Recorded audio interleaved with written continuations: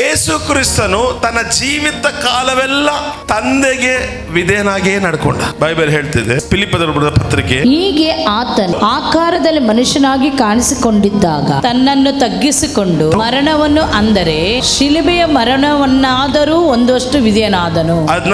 ಅದನ್ನ ನೋಡಿ, ವಿಧೇಯತೆಯ ಶಕ್ತಿ ಏನಂದ್ರೆ ನಿಮ್ಗೆ ತೋರಿಸ್ತೀನಿ ನೋಡಿ. ತಾನು ಆದ್ಮೇಲೆ ಲೆಟರ್ ಬರೀತಾ ಇದ್ದ ಪೌಲ, ನಿಮ್ಮ ಬ್ಲೆಸ್ಸಿಂಗ್ ಒಂದೇ ಕಾರಣ ವಿಧೇಯತೆ. ಕ್ರಿಸ್ತನು ಸ್ಟೆಪ್ ಬೈ ಸ್ಟೆಪ್ ನೀವು ನೋಡಿ, ಮರಣದ ತನಕ ವಿಧೇಯತೆ. ಪ್ರತಿ ಸರಿ ಯೇಸು ಹೇಳ್ತಾರೆ, ತಂದೆ ಏನ್ ಹೇಳ್ತಾರೆ ಅದೇ ನಾನು ಕೇಳ್ತೇನೆ, ನಾನು ಬಂದಿರೋದೇ ಜೀವ ಕೊಡಕ್ಕಾಗಿ.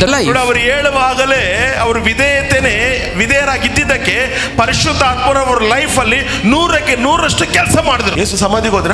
ಯೇಸು ಪರಿಶುದ್ಧಾತ್ಮ ಕೇಳಿದ್ರ? ನೋ, ತಂದೆಗೆ ಅವರು ವಿಧೇಯರಾಗಿ ಸಮಾಧಿಗೆ ಹೋದ್ರು. ತಂದೆಗೆ ವಿಧೇಯರಾಗಿ ಸಮಾಧಿಗೆ ಹೋದ್ರು. ಪರಿಶುದ್ಧಾತ್ಮ ಕೇಳೋದೇ ಬೇಡ, ಆಟೋಮೆಟಿಕ್ ಆಗಿ ಪರಿಶುದ್ಧಾತ್ಮರು ಸಮಾಧಿಗೆ ಇಳಿದು ಅವ್ರನ್ನ ಹೊರಗಡೆ ಕರ್ಕೊಂಬಂದ್ರು. ಇವಾಗ ನಮ್ಮಲ್ಲಿ ಪರಿಶುದ್ಧಾತ್ಮ ಇದ್ದಾರೆ ಇಲ್ಲ, ಮತ್ತೆ ಯಾಕೆ ನಮ್ಮ ಲೈಫ್ ಅಲ್ಲಿ ಕೆಲಸ ನಡೀತಾ ಇಲ್ಲ? ಎಲ್ಲಿ ಅವಿಧೇಯತೆ ಇದೆ ಅಲ್ಲಿ ಪರಿಶುದ್ಧಾತ್ಮ ಕ್ರಿಯೆ ಮಾಡಲ್ಲ. ನೀನ್ ಏನ್ ಬೇಕಂತ ಕೇಳೋದೇ ಬೇಡ, ಹೇಳು ನಾನು ವಿಧೇಯನಾಗ್ತೀನಿ ವಾಕ್ಯಕ್ಕೆ. ಅದೇ ಪುನರುತ್ಥಾನದ ಶಕ್ತಿ. ಯಾವಾಗ ಇದನ್ನು ಫಾಲೋ ಮಾಡ್ತಿರೋ, ನನ್ನ ದೇವರು ಕ್ರಿಸ್ತ ಯೇಸುವಿನ ಮುಖಾಂತರ ತನ್ನ ಪ್ರಭಾವದ ಐಶ್ವರ್ಯಕ್ಕೆ ತಕ್ಕ ಹಾಗೆ ನಿಮ್ಮೆಲ್ಲ ಕೊರತೆಗಳು ನೀಗಿಸಂತ ಫೈನಲ್ ಅದೇ ಫಿಲಿಪ್ಪ 4:19